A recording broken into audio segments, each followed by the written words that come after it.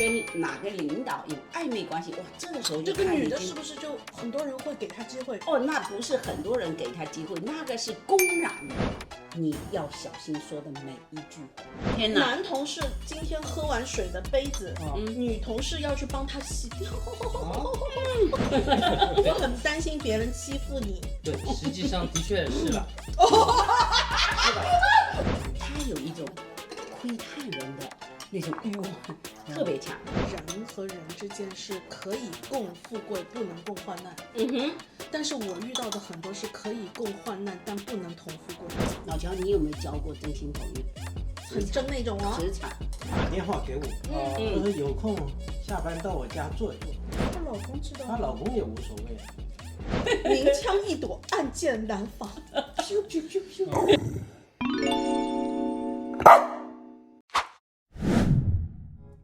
我看着，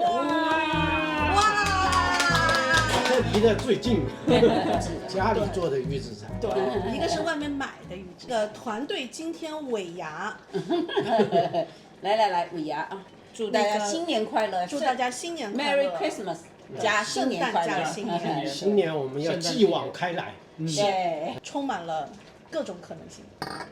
呀，哇，这好喝，这是我上次最爱喝的那个葡萄酒。是的。我们能不能先吃凉的先来？好的。然后再来这个，再给我2-3分钟，我们就可以了。好的。你们先吃这个阿婆的这个醉鸡。耶，海的这是我们那个味道小时候吃的最鸡的味道。对，不不是糟，不是糟糟是其实是另外一个品种，糟是我们没有找到合适的酒做，对，没有找到合适酒，实在没办法用糟。我找到台湾的绍兴酒有一款，刚好能做出这个味道。哦，那味道太对了哈，也没有酒味，对了就这味道很香就这味道很香，是这个味道。那天芬妮啊，妈妈，对了，马上我就做了一个 recipe， 你可以 follow 这个，特别简单。好的。因为我觉得这个火能不能关小？能，你们往数字小的地方转。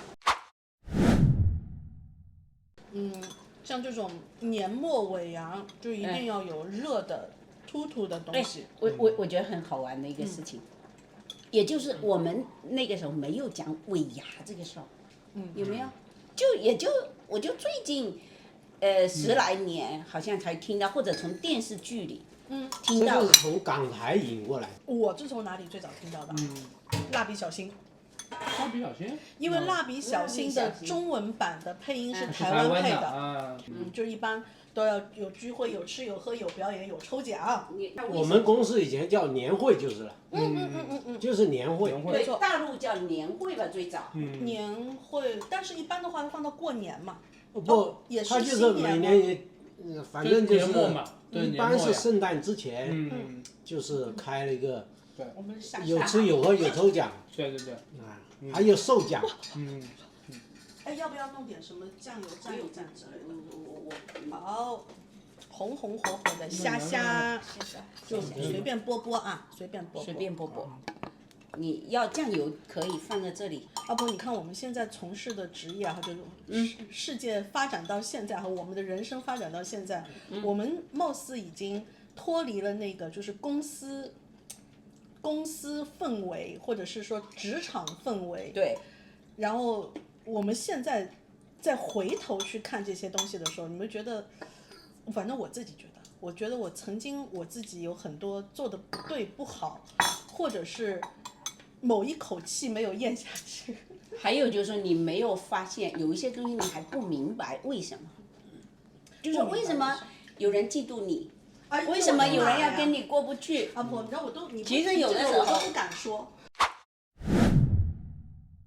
职场如战场，它还不像明枪的那种战场，明枪易躲，暗箭难防。咻咻咻咻，医生的窟窿。就是我有时候你没少吃亏。就是你是这样，就有性子直的人哈，比如说一件事情，领导布置了，你就会觉得这个就是我的事情啊，对吧？那就做啊，为什么不做？但是其实呢，他在职场中很有意思，这种规矩哈，就是说，人家说枪打出头鸟嘛，你特别积极，一定是招人嫉妒的。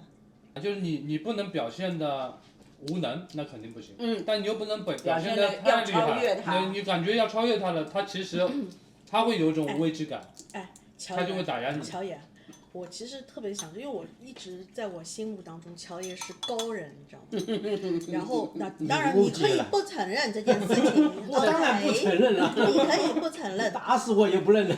好的。然后我很想听乔爷说，在职场中，你最讨厌遇到的是什么样的人？什么特性、特质？我最讨厌的是阿谀奉承的人。我刚入职场的时候，给日本人打过大半年的工。那在一家完全的日本公司。那个时候很小，最基层的呢，他们喜欢招那些学校刚毕业的学生，又好教。在日本公司工作的这一段的经历，直接就引发了我的反骨。那被压迫这件事情啊，只能有2个结果，在我心目当中，一个是他塑造出一个特别懦弱的人，还有一个他把土匪给培养出来了，在那个日本公司被直接激发出我的反骨潜质了。就是像阿婆你刚刚说的，就是阿谀奉承哈，就是鞠躬啊，那个是人家的公司传统，你进去就要学，他就要教你。你进公司，哪怕有一个人比你早1天，来报道，他是你的前辈，嗯他的话你必须要听，更不用说你走廊里碰到老板，还真是这样。哎呦，马上，老板，马上你要推到，而且他非常明确的就是说，女生，要照顾男同事。天哪！男同事今天喝完水的杯子，女同事要去帮他洗掉。这是公司文化吗？公司文化，以公司为家，你尽可能的在公司没事儿你就待着加班。那是多少年之前？那时候还没有什么996什么。更多的是日式的这种文化。日式文化。没错。他就是。他当然鞠躬这种东西是日本文化里面的，到处都是可以看到礼仪，对吧？但是你说女生一定要去照顾男生，然后就是前一天就是前辈，也不管你是对的还是错的，都要听他的。没错。要是我也是不能接受这样的。这就深入到实质了。那时候我刚进去，还是像实习生一样的嘛。那就是有一个就是一个组长，一个女生，其实没有比我们大很多岁。然后那个组长呢，他就是来管我们这帮小朋友的。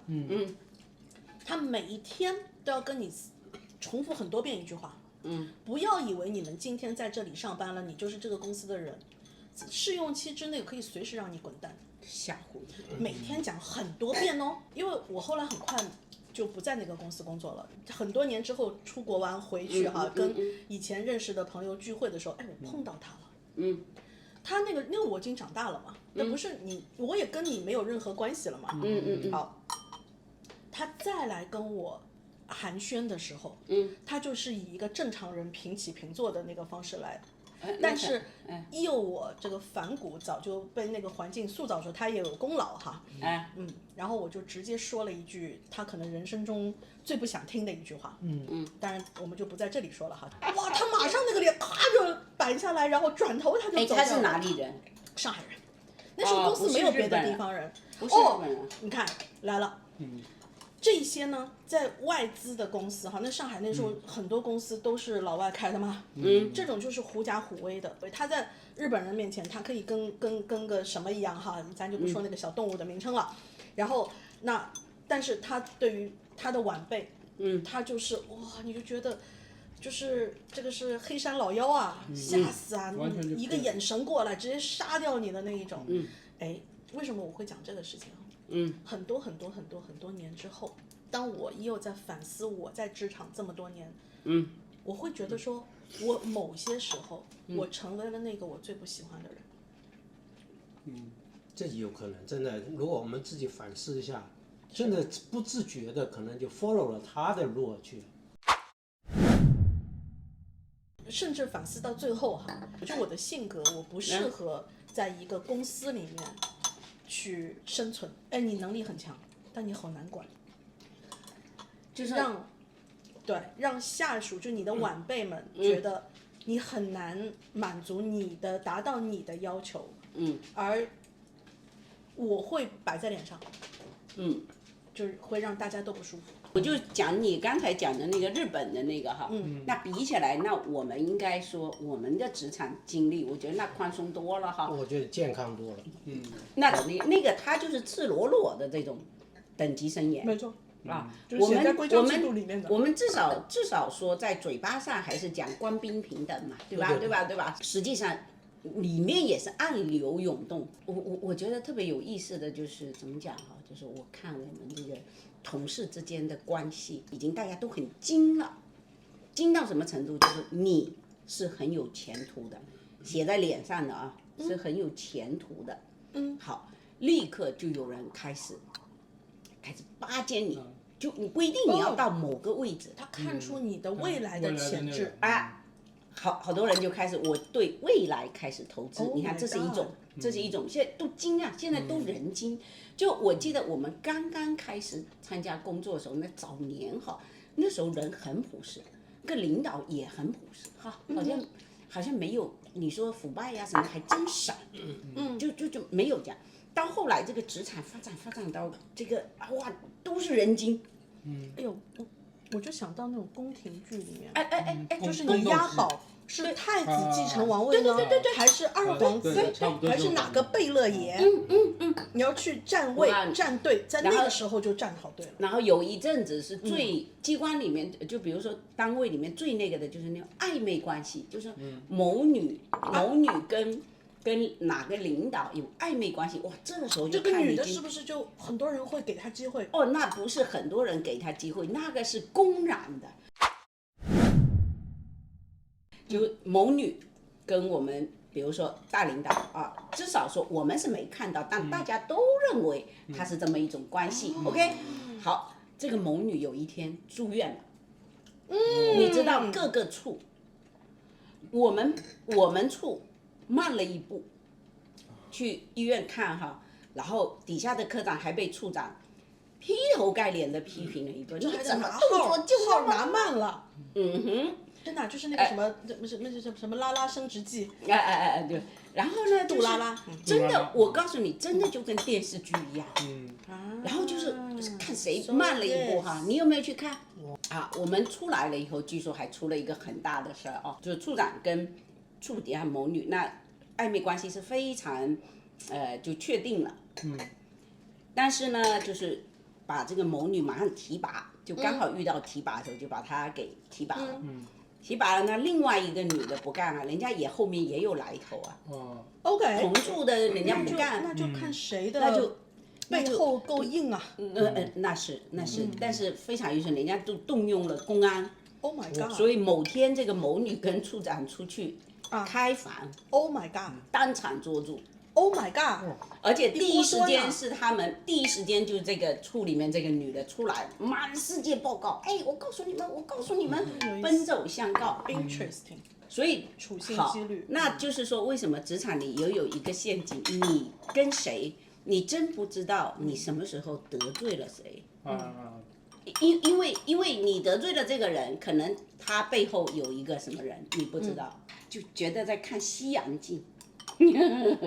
一般公司大吧，就是说就会有类似的一些情况特别产生这样的情况，就比如说像我们这种年纪比较小的吧，那就是单纯的啊，就是办公室恋情，这个其实在绝大部分的正规的公司里面都是禁止的，就你要搞这些的话，那你就两个人其中有一个要离职，一个必须离职，因为很复杂嘛，关系不好处。对，特别是有一个人可能未来还是老板想要提拔的人。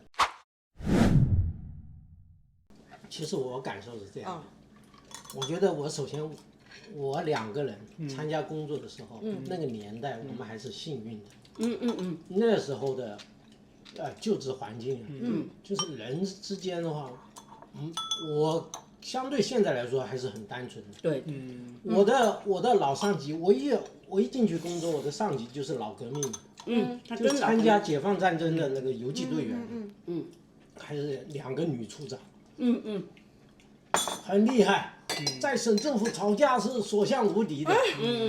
但是人家说句实在话，我们可以体会到，他们就为工作而争论，无可厚非啊。这敢讲敢到后说，来不行。到后面就变了。我的感觉啊是这样的，因为你们对吧那么了解我，就是那种当我投入到一个工作上的时候，让我一有心服口服，我就真的是可以两肋插刀的这种。首先要服，让我服呢，就是说我的老板是什么人，因为在我很小的概念当中，就是说，公司到底有没有前途，老板的人品，老板的处事态度，老板的待人接物三观嘛，对吧？就是必须是我觉得对的哈，别人不一定觉得对，我觉得对的。而在我自己刚刚，比如说进入邮轮行业的时候，虽然很多的各种压力很大很大，但是我那个时候我会觉得说我很想拼，就是因为我的老板都是非常非常拼的人，非常拼。谢谢花花。也是要说大声然后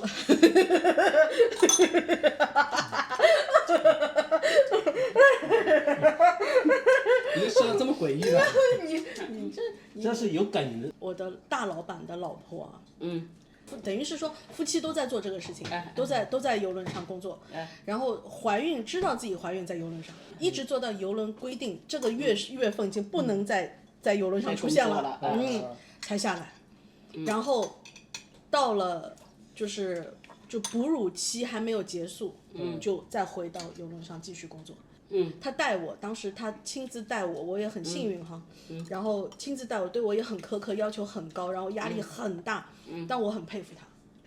我就觉得我愿意为这样的老板去两肋插刀。你跟我个性很像，对。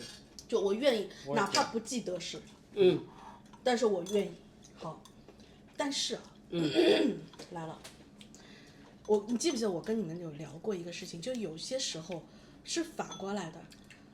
我们经常说人和人之间是可以共富贵，不能共患难。但是我遇到的很多是可以共患难，但不能同富贵。其实也是常规。其实公司里蛮多这种状况。公司很多这也是对吧？常规。因为你身边等于是说，你开始给人打工，后来你自己出来自己做，那你其实跟你主要接触就是这个公司的老板跟这个公司的老板跟这个公司的老板，对不对？老板和老板之间。我有说过，我第二个师傅教过我很多东西，那他的很多的，也不是说他就凭空这样的，他有很多的那种他身边的，遇到的这种状况，就两个人合作，在创业的时候真的跟兄弟一样。真的是跟兄弟，完全是对，可以两肋插刀的那种状态。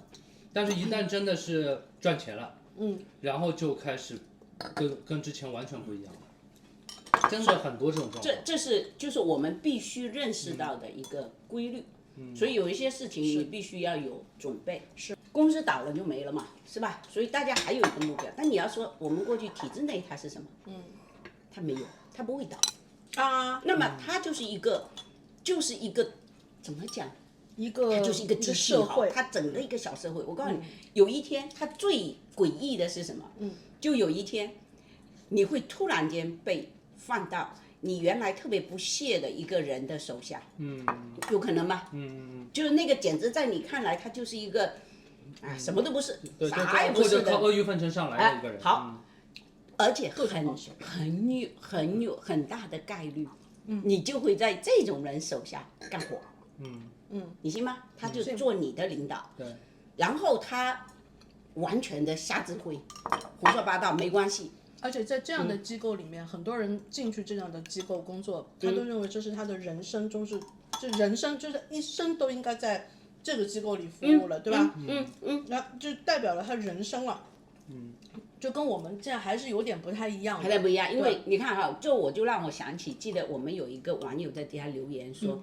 现在想听听我们怎么，就说他在公司里遇到的各种的，是，我好像很不顺回他，对吧？我还是蛮有共鸣的。他在公司里面很不顺，那我觉得哈，这个怎么弄？我就觉得谁都逃不过，只要你进入职场。所以为什么你教育小孩，你不能让他在家呵护得很好？进入职场就是遍地鳞伤，遍体鳞伤，一定的。你不知道什么时候被人讨厌了，因为你的漂亮，或许因为你的这件事情做得好，因为领导赏识你，因为领导夸你一句，可能都会有案件，或者是领导主要集中 PUA 在你身上。对。所以这个事情，因为领导是很聪明的，只有你不要觉得你在领导面前怎么表示，他心里对你都有画像，你知道吗？他这时候会那个你，所以我到后面我来讲，我觉得我来告诉你，你怎么样才能就是真的去对待这样的事情，因为逃不过。我讲个逃不过的事情给你听。感觉很绝望的事情要开始了。领导实际上知道你这个人，不咋地，但是你说能力吗？人品不咋地，但是在某个阶段，他需要你，用得到你，有用，OK， 就是说，所以领导在这个时候，你看他复杂在哪里？领导明明所有人都看他人品不行，但领导却要对他好。OK， 或者他要做某些事需要这么个人去做，需要这么个人，因为别的人做不出这事，他需要这个人或者是去帮他做。他可以帮你制衡另外一个力量。对，另外一个力量。他就是这样。然后呢，其他人不就很气愤吗？对，好，然后就开始看戏了。就各种的猜测，各种看戏，就还有职场上有很多，最后培养出很多小人来，就我们所谓的小人。小人表现什么？打小报告。好，然后呢，窥探、窥视，然后我就遇到这样两个事情，有一个人在我们机关他都知道，是一个典型的，所有人都认为他是一个劳模。劳模，因为他也确实年年都会被评上类似先进啊什么这样子，因为他没有人嫉妒他这种劳模，为什么？他从进这个单位开始就是埋头苦干，听着大家没说，反正你就这样，OK， 不像你会两边一会儿这样一会儿那样，没，他始终如一的劳模，但是太可怕的在哪里？他有一种窥探人的那种欲望特别强，他。就这个好死不死被我碰到2次，就我们有一个女干部，在谈恋爱期间，写了情书给男朋友，但是我这个女同事呢，写情书她有一个习惯，她要打草稿，好，干干净净的就一个本子。草稿在里面，然后用完了以后，她想这一本写完了，她就把这个本子给扔了。扔到那时候还没有碎纸机哦，他放在一个就是那个我们那个就也是楼道那东西扔下去的那个垃圾间，他扔的。那一般人就是打包完去销毁啊，就是机关里面的纸张都是要统一销毁的。对。好，就刚才这个劳模，他就是做收发啊，做这样子的，他就会到那里把这个给翻出来，他就翻垃圾桶，翻出来。所以你们随便不要往垃圾桶扔，有人翻的，翻出来以后，因为他认为不知道谁写的嘛，对吧？他就拿在他的办公室来读，围着好多人读那个这个情窦初开的一个女性，乐子。结果，其实很多男生就这一点有点讨厌了，就是躲在那高兴啊，这个读的哇。可爽了，读人家的情书啊！但他有把人是谁读出来？我真不知道谁嘛，没有名字嘛。是草稿。不是以前的人都是会喜欢在笔记本的第1页写上自己谁谁谁几年几月几日。我不知道，当时翻起来是没有前面的，然后就是，但是她的那个男朋友的名字我知道，他的字我认的。读到男朋友他连这个草稿都打进去了。这个草稿都打进去，然后我经过那里嘛，我一看不对，很详细的草稿，我一看不对，然后我就是做得罪人的人，我就冲进去，我就给他拿掉。我说你什么意思？我说这有意思吗？我说这个人家扔掉。他知不知道谁扔的？他已经猜出来是谁扔的。他知道这个字，所以他就在那。后来我把他臭骂一顿，然后他赶紧收起来，其他人都做鸟兽散。所以在机关里他们还真不敢惹我，你知道吗？我就敢发那个包皮。第二次他被我碰到是什么？我当时是写给我同学的信。我们过去同学都写信嘛，每周啊都是会互相大家来往写信。他就想窥探我，然后是这样，我放在收发室。那他是坐在那个班，我刚刚放完，我看他进去了，因为我就怀疑他会窥视嘛，因为之前有说信有推迟了，然后我就有一点那个，我就等他坐下来，没有2分钟，我马上回头进来，发现我桌子上的那封信，因为我们是放了他们去一起去寄，不是我个人寄，就是他们去寄，信不见了，然后我就叫他把抽屉打开，他说你为什么叫我打开？因为我100%确定，因为2分钟之前还在，你进来以后这个信不在。打开，我说你不打开我喊人。他没办法，他怕把事闹大，打开我那信在他里面。他就跟你藏起来。违法行为。他就是说你会遇到这样的，就是这样的，这属于窥视。对，这是他的一个癖好，就是一个很低级趣味的一个癖好。对这个东西对他职场的是，他肯定缓解压力，但是缓解压力。你看他就是，我告诉你阿婆这种人啊，很危险啊。他表面上劳模嘛，勤勤恳恳，对吧？你还不能欺负他。是的，因为他在别人的心目当中他是个好人嘛，对吧？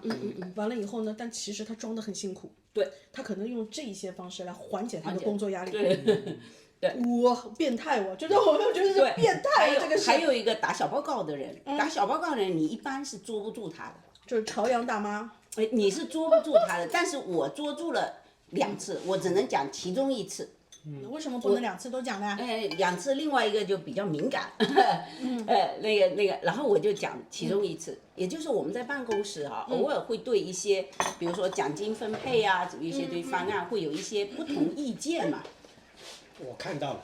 你这个你就大家一起用，就在我的心趴上。对，这个纸巾拿到心趴上了，那就看到记军报。还需要拿什么？你把这个凳子拿我这边刚好。好。阿婆你可以靠一靠啊。不用，没有，不用，我现在是要站。来，老乔爱吃土豆。不给你有一个东西可以靠吧？乔爷坐立不安，你知道吗？不会，你知道世外高人的一个共性都是。然后我讲给你听啊，这个我们以前机关有一个男生，他特别爱打小报告。没事，我的那个保温时间到了。然后呢，一个男的特别爱打小报告。就是我们就随便讲一下哈，就说哎呀，这个分配不合理，不能这样做啊什么。好，他立刻就去我们直接领导，而且就跑去直接领导去报告。大家在发牢骚的时候，就没有，就我讲这个，然后他就去跟这个领导发。好了，过一会儿领导回来开会，领导就是有意无意的在讲，哎呀，我说明一下哈，这个分配方案什么什么什么，我一听不对呀，这不是刚刚说我就刚我说，然后你说我怎么治他？很简单，你不要跟他有什么那个，有什么事情摆在桌面上，他们最怕你摆在桌面上。我就这样子，我说领导你先暂停一下，你刚才这个呢？是我在什么时间跟对面这个人跟他说的，跟某某说的，我不知道是不是他告诉你，我也没告诉过你。我说他告诉你，我说这样子。那个某某在吗？在，全场在，全那个在开会，全处在开会。然后我就指着那个某某说，我说这样子以后呢，有什么我自己会直接跟领导说，不麻烦你转告。一下子，哇，那个气氛，连领导都尬笑到这个样子。我那时候你是不是心里巨爽？爽啊！从此以后没人敢打我小报告。totally 感受到你的爽，我也是这种人。你为什么？你想想，你跟他去怄气，你跟他就觉得啊，这人如何呢？你不也成了他了吗？你也得在背后去说他嘛。我不，我就在当面说。就是在一个公司工作久了。同时你还特别投入这份工作，你会在这份工作上花很多的时间，你们发现一件事情，就是说你跟你的同事相处的时间远远超过你跟家人相处的时间，就会有种什么，你感觉他比家人更亲。对，你特别是那种跟你性格脾气还蛮搭的，对吧？然后相处的还挺好的，然后你就会把他当很好很好的朋友。但是阿婆，你知道我的职业生涯到今天为止啊，我不止一次的被我认为的职场上我觉得特别亲密的好朋友，就是不能说背叛吧，就是背后捅了一下，伤害到，对，伤害到。其实你说你像花花说什么背后捅，这不至于哈，还不至于，不至于。我天秤座的嘛，就是要平衡嘛。就比如说，我觉得我什么事情都跟你讲，对吧？我哪怕我今天对老板不满意，我也跟你讲。这样道理对吧？对工作不满意，对公司不满意，对老板不满意，好，我都会跟你讲。那你如果说你有一些工作上的大的决定的时候，我还来问你了，你会不会哎呀这件事情老板的确没有处理得很好，然后我就觉得我需要在中间去调和一下，其实老板没有拜托我这件事情，我觉得我有这个责任和义务在中间去调和一下，然后你什么都不告诉我，但在最后 final 的时候，他给了我一个巨大的 surprise，巨大的惊喜，就是你完全就是跟我要成为敌人了。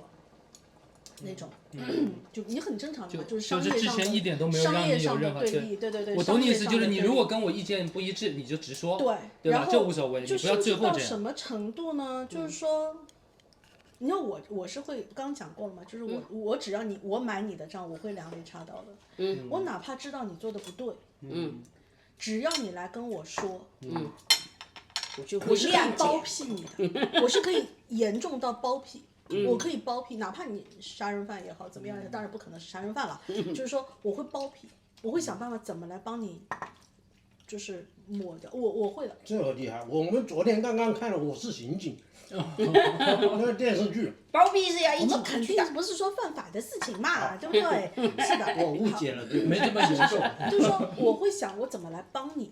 但是前提是你把我当朋友，你有没有告诉我？因为我在我心里面把你当朋友了哈。因为这种事情发生不止一次的时候，我就开始自我检讨了。自己在检讨我自己，就是说我肯定很早在他心里面已经不是那个我认为的位置。我可能无形当中在工作的时候得罪了他。但我不知道。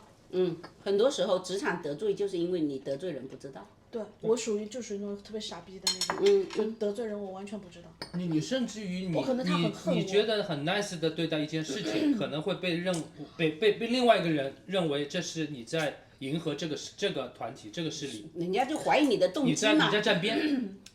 动机，你都不知道你站边了，对吧？你好像在站边。我很可恨我自己的一点就是说，我是不站边的那种人，我是所有一切都要做到平衡、公平的那一种。这个事情哈，怎么讲？就在领导眼里，你们所有的人，就待会儿听这个老板讲，其实你们都是棋子，是哪个好用，看怎么用你。没错，我可能在老板眼中，我是那个不太好挪动的棋子，因为他想要偏离我认为的那个平衡的时候，他动不了我，但是他可以拿我去制衡别的他认为需要去平衡的东西。对，我个人认为的问心无愧哈。但是其实，当我决定完全自己来做频道啊，或者自己来控制自己的整个工作节奏的时候，其实讲句老实话，阿婆，我已经对于职场其实是我放弃了。你放弃了？我放弃了。所以因为其实有一个课题，就是职场有没有真心朋友？老乔，你有没有交过真心朋友？很真那种啊？职场。在职场上我没交到，我没有，因为它风险很大。就其实这个讲起来是很正常的人性，不要把，就是我是觉得你看哈，人就是这样，你不要说职场，你就是家人，当你到一定个点的利益到一定的那个点，它可能要爆发的时候，你可能都没有真心。有没有兄弟姐妹反目成仇的？有。所以你说职场更不用说，职场有是什么？天时地利人和，你的幸运，我有哈，他就知道我有，一直到老还是那么真心对我的，在职场。但是呢，我们也遇到职场那种就是最后哈，我的不是我身上哈，我有一个我的一个同事，也是非常非常好的朋友，什么都跟他讲，最后因为你走得太好，你跟他拉的距离太大了。好，人性就那种心失衡很正常。那么他不服你，你凭什么走那么高？是因为你跟某某某某的关系，对吧？所以我把你一股脑的都倒出来，而且在办公室公开全部把你倒出来。这是长大，我小时候遇到过这个事情。所以你看，所以职场有风险，职场交友有风险，需谨慎。那因为有从此以后，利益冲突。对，老姚你说。很多冲突，不止利益冲突，看你不顺眼都可以冲突。对。他要说交友，职场交友，我只能说我没有他那么 lucky，我也想交好朋友，是不是？对。但交不到，能力有限。但是交不到跟他是一样这个。但是我说句实在话，不管以前的职场怎么变化，我不讨厌职场，其实这是人生的必须要经历的东西。对，其实我倒是觉得这些年的职场经历，其实我是得到非常大的锻炼和提高的。对，自己知道应该怎么做人，怎么做事。也许我不能迎合那某些特别什么人的这个要求，但是我自己做的还是爽的。我说句实在话，我不太受他们的左右。是的，这就是你爽点就在这里。我刚刚就想讲，但是我不怕职场。你现在叫我再回职场，职场不过是职场而已。你还是就是说，你可以做到你自己。我同意你说的。可能会吃些亏，你要把它放下。所谓亏是你认为的嘛，你可能不认为他就没亏嘛。或者是能不能这样子理解啊？就是乔爷阿婆，看看我这个理解的方向对不对哈？是不是真正能够做到把生活跟工作完全分开？我跟你怎么有量子纠缠？我下一句话正想说呢，就说这个。我真就想来，我真就想说，你怎么就说了这个？我们陪同一下。其实他的意思就是这个。举几个例子哈，我给你听，就是当年就是他刚讲的那种老革命哈，他真正的是。分不开的，他的工作就是他的生命，对，他不是生活的为什么他生命？全部他在家里完全是空气，为什么？不做饭，不那么，就是每天回家，他还在看着工作里面的事情。他家里还有一个办公桌，当时的那些处长家里还有一个办公桌，还在忙，因为那个时候的事情效率特别低，一个文件都是手抄，对吧？对他来说，工作就是生活。工作就是生活，然后他在家里跟妻子、孩子是不交流的，就也不怎么说话，就是你有些事情都是老婆去打点。在这里插一下，讲一下我的特例。我当时那2个处长都是女的，你的轮流要请我到他们家吃饭，特别看得上我。女同事要让老人去处长，家里，老革命，非常年纪大了，我们没多久他们就退休了。但是到他们家里确实，基本上我也都真没见过他们老公孩子，他们好像都不交流，各忙各的，因为老公孩子也一般也都是这种老革命，也都是老革命，所以他是这样，好，他是没有生活的，他事业就是他全部。后来什么现象？我讲一个非常悲伤的现象。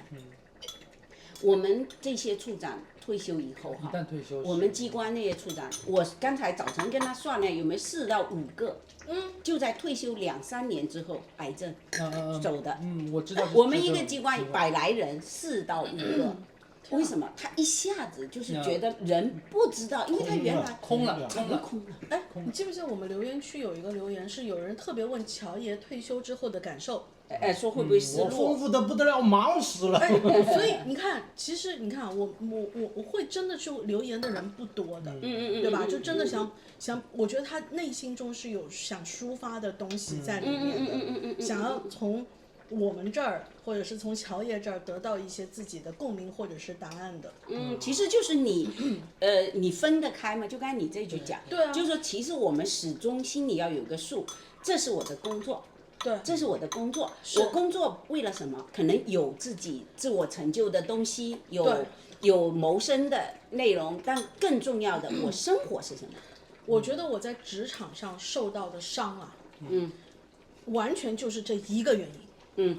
归根结底就是这一个原因，就分不开，我把工作和生活混在一起了。然后我把工作上的得失，就是说包括人情、朋友交往、社交，都跟工作混在一起，看成人生的得失。没错，就看成人生。我，对啊，就是说我对于朋友、家人付出也好，那职场上我的同事，无论是你比我高级的，还是你比我底下的，然后我管你还是你管我，就是完全就是要掏心掏肺到了一定非常严重的一个程度，而你往往在这个时候失望了，哇，打击大到就特大，就是你觉得打击。你想这个失望就像阿婆说的，我知道的有些朋友，他的爸妈是那种机关里的，等退了休之后一下子身体不好了。其实什么呢？不是光他事情少这点空，是他的一个人情上的空，就是原先是各种人在阿谀奉承围着他转，他是核心，突然他就那个相当于一退休那一刹那，瞬间这些人都远离他了，就好像跟他没关了，而且那种那种失落感，知道吧？一下子他就没办法了。人情冷暖啊，人情冷暖，他没法接受这些事。是的。我哪怕就是说，比如说我离开了我原先工作超过10年的公司，然后在那个时候，我身边的同事就真的是我身上的血和我身上的肉，对，就这种感觉。然后，但是当我不再在这个公司工作了，然后或者是说怎么样，可以完全不联络。对啊，完全就你想嘛，就一样道理。是那个高官已经把他原先的逢年过节那些人的走动作为生活一部分，好像一到过年了，一到什么节日他们就会来。你突然一退休了，这些人再也不见了，消失不见了。你想，在他生活里好像缺个什么东西。你说工作是工作，你知道吗？工作的时候你可能是拼命上班，但生活是生活。我们小时候不能说小时候，我长很大我都没搞清楚这件事情，好吧？这很难啊，有很多人一辈子都没搞清楚，像老领导对吧？退休。现在年轻人搞得清楚。现在是，因为我跟你讲，他是这样，除了体制内哈，他因为那个组织是长久的，他是一直会一个归属感，会觉得这是我的家，这是我的归属，对吧？就是刚入职场的时候，这个被教育的有问题。对，要有归属，但实际上现在很多职场他已经没有那个归属感。为什么？很可能公司哪天裁员了，跟你就没关系，他没有那个归属感。当你一下子回头看清了那个曾经 PUA 你、把你当亲人、当爱人的这个脸，这张脸的时候，你当时你的就是你的整个人生观，你可能都会被颠覆掉。对吧？我第一次因为我的老板的私心不平衡，来整我，你知道我当时难过到什么程度吗？我就马上离开办公室，我一整个下午躺在车的后座上哭了一下午，就因为他认为我没有尊重他，做了一个我个人的决定，我影响到了他的尊严。但是在他升职之前哈，或者是有一个更标准的一个，还是我们的 customer 看出来的。他说你的老板曾经没有自己的那一间独立办公室的时候，他更好说话。当他有了他自己那间独立的办公室的时候，他甚至可以因为自己的一口气，直接去贬低他的员工，在客户的面前。这个哈，我跟你讲，特别的这个讲起来，我剪了这句话。我跟你讲哈，这个讲起来是这样，就是说你在职场上，你这辈子，你真的什么人都可能遇到。是的，因为你不是这个，也是那个。你这种，比如有的人，他心眼小，你知道他有心眼，就比如我们以前一个老领导，他一点小东西他都得，一个电影票你不给他都不行，对吧？他就会很在乎的，那也好办，对吧？你要巴结他的人都信号很明显，你多送他一个豆腐干的都这个我都知道。那领导我们那个一块出差，人家送了一只活鸡在那个车的后备箱的，他都得塞进来，叽里呱啦拿回来，然后就是属于这样很好办。你看，你别看他是坏的，他这个是这种人好钓。好钓。最怕是什么？就是说他想要，但是你要以他认为他很高尚的方式，你给他，你就很难钓这个东西。你知道吧？就是你还要揣测。所以我就说职场什么，所以最关键的治愈这个东西的方法，就是你分开。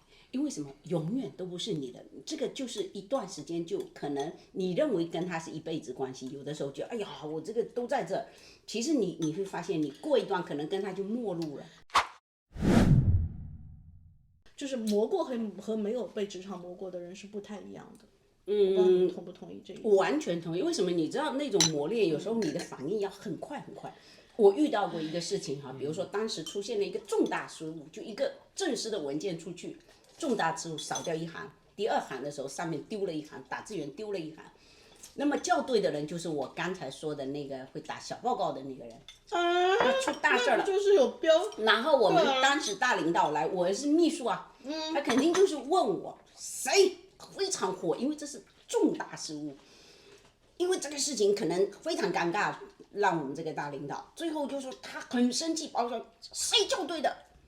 你知道我这个时候哈，如果想报复他，立刻就是什么人，而且他很可能当场被说了就可能就降职或者什么叫人事处长过来之类的，你发爆雷霆啊那种。你知道我当时就第一个反应不行，为什么？我可以治他，在这个时候，我掌握了主动权，但是我自己失去了我自己做人的本分。你同样被，就是说领导是怎么看你的，你知道吗？你就变成是跟他一样的那个人。对，我立刻第一个反应，我跟领导说：“你先别急。”我说：“你先别急，我马上把这个事情处理好啊！先别问是谁。”我说：“你先别急啊，这里面也可能有误会。”我立刻就说：“我说我马上处理好，然后马上这个事情给处理好。”好了，但是还有类似这样的事情，就是问你哈怎样？我没说，我没说。好，过后我知道我在这些方面我是得到肯定的，就到最后我自己是知道到我们走，所以有的时候是你要反应很快，就是说你看小局还是看大局，非常磨练的。阿婆你比较厉害，因为我内心对那个人我我很想干他的，我可能做不到，我可能内心没有那种想干他的冲动的时候，我都会站在一个公平的角度来讲说，那我们来分析一下这件事情的责任到底在谁的身上，一怎么，二怎么，第三步到谁说，到第四步，我可能会这样处理，然后我就得罪了一堆人。你肯定得罪一堆人呐、因为我们你知道我们底下的那些我们那个部门的那些打字员，因为我当时在办公室，打字员很多还是临时工。哦，这么一干，人家职业就没了。因为我如果把那个人揪出来，那个人一讲，他肯定推另外一个人。对，他肯定，而且推到没有话语权的人身上去。他也不能辩驳什么，他就。所以你那时候要想到，哇，我那时候脑袋我就这么转，我说先不讲是对的，先不讲是对的。对我自己经营一家公司，的确是有很多这种问题，就是说，而且你是那种一看就很好说话的老板，我很担心别人欺负你。对，实际上的确是了。是吧？我承认。我承认我比较不是那种会凶巴巴的怎么样的。就是说这种讲职场的问题，让老板来诉苦，那让打工人怎么办呢？其实是这样的，好多事其实我是知道的，但是你要去平衡一些事情。好好采访一下，老板辛苦了，老板辛苦了，老板不容易啊。你们先敬一下老板，我给老板夹菜的时候，老板要做总结，你知道吗？对，尾牙老板是这样子的。哎，我给老板夹菜。谢谢。老板辛苦了，老板你受委屈了。跟原来那公司的礼节还在。不要。没，这个真的是我的老板，我才说不出这样的话。好，现在凶拉下。我自己其实承认，我的确会给人这种感觉，比较好说话。跟经营公司这么久了，他们都知道，我从来不发脾气。真的做错事了，我也不发脾气，但是我会，很严肃的说一些事情，就是说，这个事情如果是第一次犯，我就告诉他，你下次怎么注意，怎么避免这个事产生了会有什么影响，包括对客户来说，他会有多少的困扰，我会说道理。但是他第二次发生同样的事，我会很严肃的跟他说，就是说，这个事情我不希望发生第二次，因为同样的事发生第二次就不应该。我不希望发生第三次了。对，就到第3次我真的会警告他了，但是我不是那种骂的。你有吵过谁鱿鱼吗？我吵过2个人，但那2个人不是因为他工作能力，我从来不因为工作能力而吵掉，我是因为工作态度而吵掉。就是明显就这个没法教了是吧？对，就是一个是什么？一个是一个年轻人，早上总迟到，这个迟到是完全耽误大家的迟到。你不是说迟到个10几分钟、20几分钟，你是我跟他对，我跟他说好的，第2天你要运什么材料到，他当时负责采购这块，然后所有人都会等着他。包括后面的衔接事情都这样。地球都不那我要求的是你早上9点这些东西要到现场的，我可以允许你晚一点，那我在我的接受范畴内，但是你不能这中间连个电话都接不到，就打不到啊！我真正早上给他打了无数次电话，直到了下午1点，他才回我一个电话，说不好意思我起晚了啊，然后告诉我的理由是前一天他什么在打游戏。好。或者喝酒吧喝多了，对吧？就说我说你私人生活我不管，但你不要带到工作来你影响到工作，就这个我没有办法。就这种事情，就是这是一个工作态度，它跟能力没关。没错，对吧？还有一个呢是，我不太喜欢的，他不是能力也不是态度，他就是喜欢挑事情，他真的在公司里挑事情，最怕不停的就是，怎么说呢？就是说。我不是说我反感你打小报告这件事情，而是你这个事情一直在做这个事情，就变成你在把公司的整个东西搞乱掉，知道吧？所以我很不喜欢这样。没有规矩了，老板很不喜欢这种。其实我觉得打小报告，包括他们之间会内斗，其实跟你上面的老板的想法是有直接关系的。老板如果喜欢他们这样，那他就会纵容他们，对吧？因为我知道老板为什么会喜欢，是因为。我不知道你是不是偷懒，我不知道你是不是迟到，我是不知道你需要一个人来告诉我，然后我知道这个东西之后，你们互相制约。那你不要乱来哦，你有人会告诉我你做了什么事哦，对吧？其实如果一直都是同一个人在告诉你这些东西，其他人都闭口不谈，你会有种危机感吗？采访一下老板。倒不是说，我是会觉得可能，但是我是这样，我其他行业不知道，从我装修行业很简单，去解决这个问题。以前我的第一个老板就教过我了，怎么解决这个问题。首先，你老板自己要知道，你布置下去的事情，他们应该正常合理范畴内多久能做掉，对吧？我布置下去，如果我想象中你今天能做完的，如果你晚了一点点，我能在我的接受范畴内，但你整整晚了1倍，你需要做2天，这就是不对的了。那这种情况下，其实不需要人告诉我。我就会告诉你这个东西不对，你怎么要做这么久？但现在的问题是什么？就是我觉得很微妙的一个事，老板也是矛盾。对，就我承认。你承认不承认？你希望有人给你报告啊？对，但是这个东西，所以你要去把你这个心魔压下去。当真的是个心魔，真的是心魔，因为你举个例子啊，有人告诉你啊，他喜欢吃个午饭吃很久，吃多半小时，再去上班，再去开始工作的，或者他经常怎么样，然后你如果得到这个东西之后，马上去说他，那事实上肯定会有人说，他心里知道，一定是内部有人说，因为你老板又不是对你老板又不是天天在现场，你怎么知道我这个事？你比如说我举个例子，我跟你现场，比如说某某今天吃饭很慢，然后我就过来跟你告状，你看他吃饭怎么磨洋工，你当时对我会怎么说？我就直接告诉他，我看的是他工作效率，就这么简单。因为对我来说，那这样子的话，他下次不会。他不会。其实我并不是希望他们不停来告，就是你说对，心魔上是希望，但是我其实不想真的助长他们这样，因为一旦这样了之后，会反噬你，就会反噬我。是真的会反噬我，而且他们内部会搞得不和谐之后，只会影响工作。我举个例子啊，最简单一个例子就是说，我有碰到一件很棘手的事，是真的棘手。当时2个人打电话给我说，他们俩下了班之后，先是一个人给我发了段视频，他的车被追尾了，他就是转个方向的那后面那辆棒撞他那个，然后他发了段视频给我，说，然后我当时就哇，我说你没事吧？他说没事，他说问题是就是说那个谁，直接把我撞了。那问题谁就是他同事嘛？2个人下班之后，一条路回去的，然后他可能转弯灯打了没多久马上转了，然后他一下子砰撞上去了。那么从那个角度，就不管怎么说，肯定是后面追尾的人责任嘛。但是他这个视频发给我的意思就是说，他跟他那边讨论这个事情。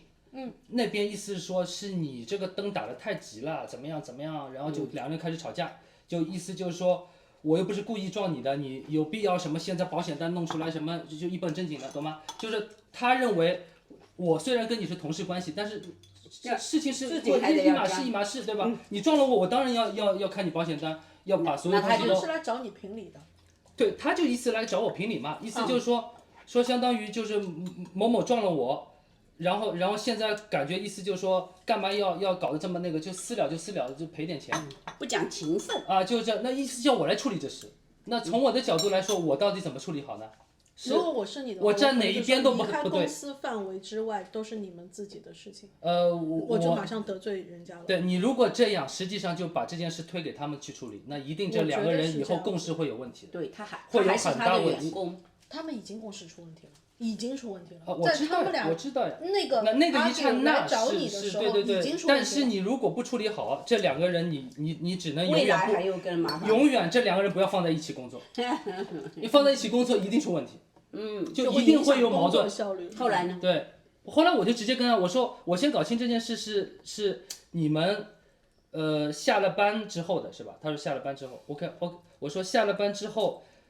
还没到家的时候，我说，他说对，好，我说那这样的情况，我公司可以作为是你们还在工作中内部的一个情况，我说这种情况下就不要吵了，然后你该去赔，就是该去修多少，然后公司帮你。熟读了保险的 policy。公司帮你去 cover 这部分。那只能这样了，因为否则的话两个人会真的，你要么就是想好这两个人其中一个就让他走。对，其实我是想从老板这里去印证一下，我当时遇到就是有老板提拔了一个人，这个人是平时口碑很坏的，但老板有一天就是问我，大家有怎么说没有？就对提拔他这个事情，然后我当时就嘻嘻哈哈，就很好，你提拔的大家都觉得很正确啊，很好。我老板，因为他肯定听到很多风言风语，他从我这听不到，很火，你知道吧？因为秘书嘛，然后他就说你哪里学来的这一套？然后我就嘿嘿学来这套就这套，我就呵呵呵，就跟那样我就走了。但是呢，我特别得意，因为什么？你想想，老板，你作为老板的话。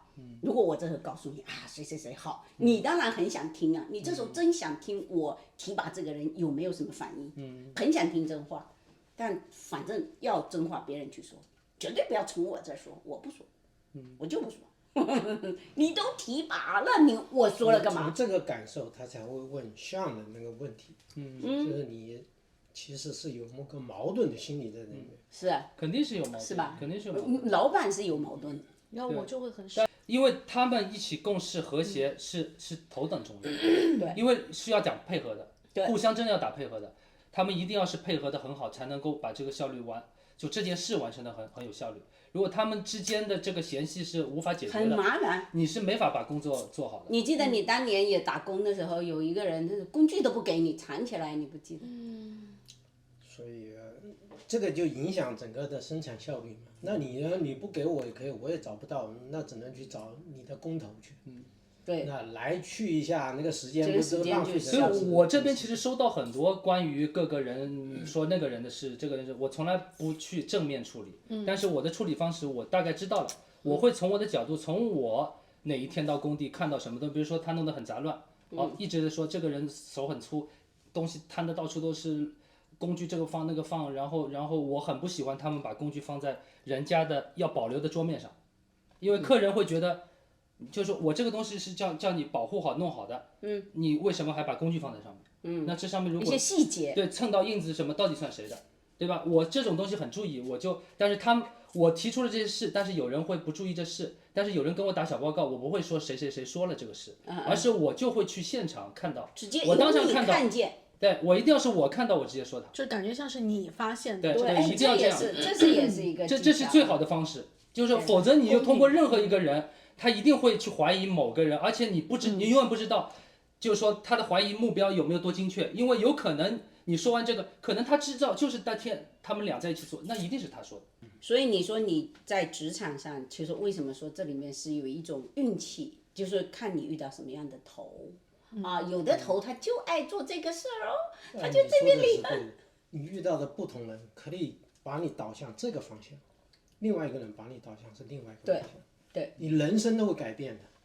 对，是这样子的。所以我们为什么就是我当时在的那个位置，因为是秘书科嘛，所以我们见过各种的人。好，你心里就有数，你会发现你要小心说的每一句话，还有你要看清职场里面的人跟人的关系。我得讲句我想讲的话，可能得罪了很多的老板，甚至得罪了很多在职场里面混得风生水起的人。我是这么觉得的啊，就是如果说我们今天还有网友有同样的 concern 的话，至少说我有给出的建议是什么？你 strong 你自己，就是你把你自己变得特别的强壮，特别的无敌，有能力、有本事的情况下，至少某些方面不可替代。谁做你的老板，谁做你的同事，你永远是在这个职场是有价值的。这是我自己这么觉得的。那倒是。对，就是你不要说我必须得依附这个老板，我必须得要讨好这个老同事，这个我的前辈都是短对，暂的。没错，而且会搞得自己很不。但是我不能说脏话，就是说我如果自己有足够的底气的话，今天我在这个环境当中，我觉得我受压迫了也好，我觉得我得到不公平的待遇也好，或者是我遇到了不好的同事、不好的老板也好，我有这个底气，我直接辞职不干。对，就我同意，就是你，因为我刚才说的，你就是这个企业肯定，因为你一个目标，我能为老板赚来钱，老板敢不用你干嘛？我想到我这2天又重刷了我前段时间很喜欢的一部剧。就是那个玫瑰的故事，里面有一个情节，那玫瑰的初恋哈，玫瑰还是跟那个庄国栋，然后玫瑰要去法国跟男朋友约会，然后老板不一定批假，他做了2手准备，第一手准备就是跟老板说，我把后面的工作都安排好了，你不用担心，我现在要跟你请假，假条在这里。老板说，你就确定我要跟你批假吗？就差老板签字了嘛。他说没问题，我还有第2手准备，打开他的文件夹，拿出辞职信，你要么签这一个假条，你要么就签这份辞职信。对，第7组，因为他对自己有足够的自信，他现在把他认为更重要的事情就先办了。我觉得呢，当然我觉得啊，首先也有这个态度。我就一句话，此处有掌声。有。但是我觉得来了，我知道这个是一个最理想的状态。我们每个人其实都希望在职场上掌握主动权。我有这本事，我怕谁？你不要我，自有留爷处，是不是？出国留爷，自有留爷处。但是呢，就是往往的现实生活不是完全这么理想。但是呢，至少又说到了你自己要足够强大，自己要有信心。对。其实呢，也受一些挫折，这是在所难免的。你一生是挫折无数，我想想。但同时，挫折的同时，锻炼了你自己，建立了你强大的自己，后面你才能够应对各种各样的情况。对，它是还有一个就是说，确实你可以，如果你有一点点知道一些小规则的话，或者规律的话，你避免，就是人家明枪在暗箭难躲，避免，然后你的工作学会了迂回。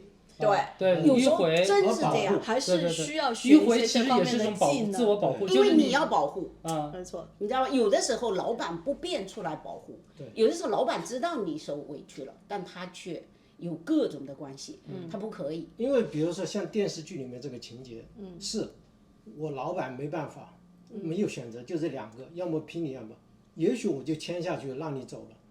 走完以后，第一个你不见得如意，但是我老板还有机会再去找，可能不一定那么适合，那么可信，但能用，但是还听话，对，而且可能因为你的工资高，我还可以聘一个工资更低的，所以就是往往现实它不是那么理想，那么简单的，或者现实他可能这个人都遇不到老板，他可能只能是他的组长。他递辞职信都是递给他组长的，都不能递给他老板，见都见不到，对吧？他组长根本就在前面给他拦掉了。所以，因为我是觉得，为什么说在职场上，就是像我们哈，你看我们最后那个老领导，可能谁干他不知道，在曾经得罪了哪个大头，后来变大头了啊，原来是一般的时候不知道，好退休6年了，进监狱了，最近在审判是吧？在审判。退休6年了。都这么老了还要被审判，所以有的时候你知道我的天哪说为什么？当然，这个东西当然它自身是肯定首先是有问题的啊，这就不用说了。那只是说，就说为什么我们为什么想走？就我们就觉得特别累，虽然我能应对，但是觉得不是我的初心，出自于我内心的东西。所以我刚才说这番话，其实我觉得我是支持佑的想法，对，我没有逼着他一定弄是支持他的。其实我也是在往佑这个做的这个说的这个方向他当时也就是想结果这样走得很失败，我逃到加拿大了。所以这是很失败吗？所以他当时其实出来也是为了去避开这些东西，因为好多东西你在国内只能看破不说破。因为恰恰没有别的办法谁当他的领导？你们这个领导是属于就怎么讲他 ABC 不会打，然后那个所有的文章他都知道，是他可以把我放假放回去，在家里好我写完署名是他的，是这样，最后他可以当你的领导。就是我毫无专业，专业可言，他当他的领导，那他也没什么，他反正就一天就晃，在那里无所谓。我跟他到那个闹市区去逛街去，街边去要饭去。对，他就又来了，去逛街。又来了。你像乔叔刚刚一开始说他很讨厌这种恶意纷争，为什么我就觉得跟我很像，因为我自己做老板时候，从他们一开始他们叫我老板这件事，我就很反感，是真的很反感，我很不喜欢他们这么叫。那要叫你什么？你会比较高兴？他们都叫我华哥，就感觉像一个，因为我的确他们很多都是我带出来的，就我是他们师傅嘛，所以从一开始他们就习惯，就很多因为我亲手带的，他就这么叫，就叫华哥华哥。江湖地位。我以前记得，你记得吗？你们都看不惯。谢谢。就我们以前那个刚进来的那些小孩子哈，有一个老林，好，可以。老林我们那个小孩子都叫什么？老林伯伯。嗯。你知道吗？为什么爱叫这个人？他其实就是你像哥一样江湖地位，他那种就是拉近，就感觉会我们更亲近一点。那么外面人看起来就觉得我打不进你这个团体。哦，还有这一层关系。哎呀，职场我们以后再说一期。说明他们关系特别。特牛。我们以后再说一期。我都有我自己的朋友，然后呢就是很早就关注，就是说我的频道，阿婆的频道，然后有时候他们有我就会看，然后当我们开始录花田去世之后没几集，不是之前叫乔叔吗？怎么现在变爷了？真的是江湖地位提高拔了。所以坐在那边看着他们很恐怖啊。话不多，你好吗？你比如做领导哈，你在那领导说你谈谈你的最近的想法。我的办法就对付领导就是我不说话，我也不说，没啥想法。那没办法，谁话多哈，就是因为话言多必失嘛。但是阿婆这个。就是扑闪的大眼睛，早就把你自己给出卖了。像乔叶这样子的，就是那个深藏不露的世外高人。其实脑子里面在想的是蚂蚁晒太阳的话。我们看人的很有意思，是一件事情定你终身。最可怕的职场，你看人你也得释怀。就是比如说你做过这么一件事情，那么你永远就是这么个人。所以我宁可哈。我换一个道去走，我换一个模式。我换一个模式，我压根儿就不那个，因为没有用，因为我试过，我知道我自己知道领导怎么看人的，就那个人不是那个吗？实在不行的话，你就一条道走下去，时间久了，他也自然会知道你这个。我就在想说，如果我这一辈子还有机会再入这种职场的话，就是还有机会的话。我可能就会很直的去选择，怎么选择呢？如果我要取悦的不是工作本身，那我就不干了。就是说，我选择的这个事业，它如果不是事业本身，工作本身，你的成就或者你的本事来决定的话，你还需要靠人脉，那我就很任性的觉得我不跟你玩了。我就就是我不玩，我知道，我可以选择不玩。但是我是这么理解这件事情的，就是你是一类人，另外的也是另外一类人，就是适合他的就行了。你不是说一定是你这样对不对？然后那个可能对他来说，可能那种关系，他觉得处理的游刃有余，对吧？他觉得这也是他能力的一种体现，也是，那也 OK。反过来讲啊，就比如说像花花就是一个很好的辅助者。你看我们玩那个就是那个人格分析，对不对？它是有主导的和辅助的，对，要发挥，没错，每个人角色。就比如说像我也好，阿婆也好，甚至是乔爷，别看哈，肯定，老板你没说我都害肯定怕，老板会很害怕招到你这样的人，或者你这样的人，我们这样的人。好，但是当他最恐怖的是什么？当他一时冲动招了你进去，同时他感受到了你给他带来的价值之后，他会更害怕，他会更害怕。天哪，你很难控制。你知道我从小到大，别说是职场了，就是哪怕是学校念书的时候，老师给我的最佳评语，老板给我的最佳的评语就是说，一般聪明的孩子都很有个性。怎么跟我一样？我不是这样，我小学的评语我记得很牢哈，有什么，就是老师是有很 nice，个性，对，个性比较强。是啊，然后我不明白这话是好话还是坏话，小吗？那老师是真的是。就是那种 EQ 很高的老师才会这样写的，是吧？我的 EQ 很差的老师直接写说匪气太重，白纸黑字在那儿写着，这是 EQ 差的老师，好吗？我们要进入第二个话题。OK， 我马上进入第二个话题。好，我们来尾牙啊，我们的那个，我们把鱼吃完，年年有余，年年有余，剩余头汤。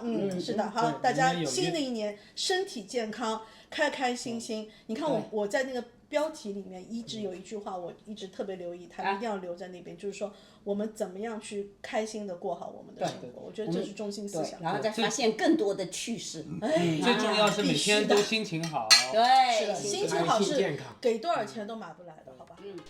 我发现阿婆又多剥了2只虾了。我把你都剥了。你看啊，这个厉害了，这老板厉害。对吧？你看，乔爷也有虾，花花也有虾，对吧？这个老板一剥虾，你知道我哪里出来的啊？是，就是这个就直接就 PUA 了整个团队。对，你看。对啊，然后就像我们阿婆这种，就是秀外慧中，然后聪明伶俐，然后乔爷姐，我词穷。一句话，沙家浜里面那句怎么唱的？这出戏不太熟。这个同志不简单但是这个女人不简单。老领导可能肚子里面很清楚，这个女同志不简单。不，得要用在刀刃上。不是用在歪门邪道上，这个很重要。要不简单，要用在歪门邪道就不对，但用在正常。谢谢。对人对事处理好工作，处理好同事，处理好家庭。这个不简单，就是非常高价值。重要的是这个不简单被你给捞着了。我们超市打折嘛，不是？什么时候说过这件事情？经常说的。他说我老婆超市打折嘛。